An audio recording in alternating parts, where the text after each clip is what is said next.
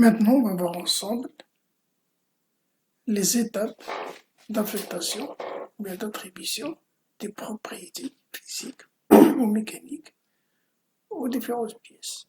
Donc, ces propriétés passent par 3 étapes. Étape 1, créer le matériau, c'est-à-dire la loi de comportement. Deuxièmement, choix du type de solide auquel sera affecté le matériau. Troisièmement, assigner la section, c'est-à-dire attribuer la section à la pièce. Voilà l'icône, c'est ça, c'est la section, c'est ça.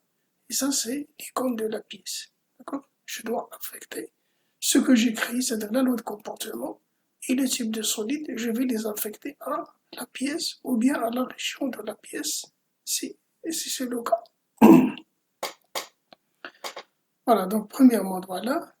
Donc ici, si j'utilise loi de comportement, je vais considérer donc un acier 1, une loi de comportement élastique.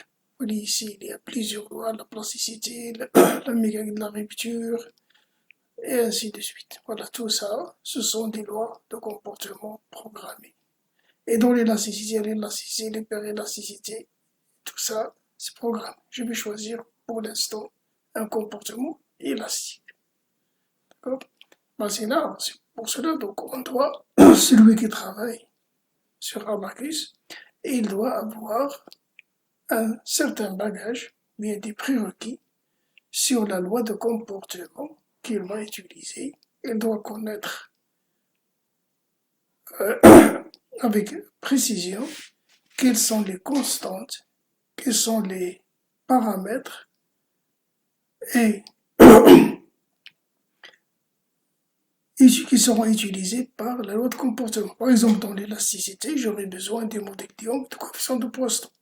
Si je passe en plasticité, j'aurai besoin aussi de la limite élastique et la déformation plastique initiale.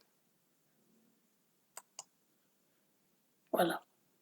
Après, je passe à la deuxième étape.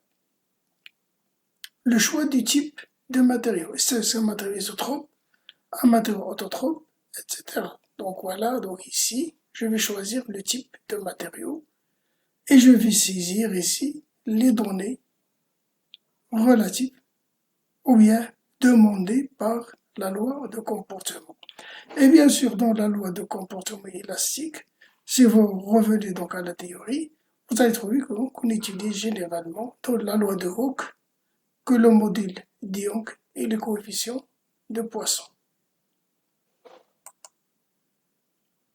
Maintenant, nous avons donc choisi le matériau, choisi dans la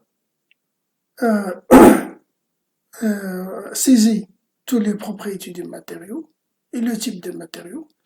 Maintenant, on passe au choix du type de solide. Est-ce que c'est un solide? C'est-à-dire la structure du solide. La structure du solide est sur Abacus, il se définit dans le module section. Voilà, donc Abacus, c'est comme ça, il est programmé. Il sépare la loi de comportement au type de solide. Le type de solide ici, soit un solide homogène, voilà ce qu'il donne, un solide homogène, une déformation plane, solide eulérien, composite. Ou il y a aussi catégorie, solide, plaque, poutre ou autre. D'accord? Voilà, donc si vous appliquez maintenant sur continue, vous avez donc choisi donc le type de solide.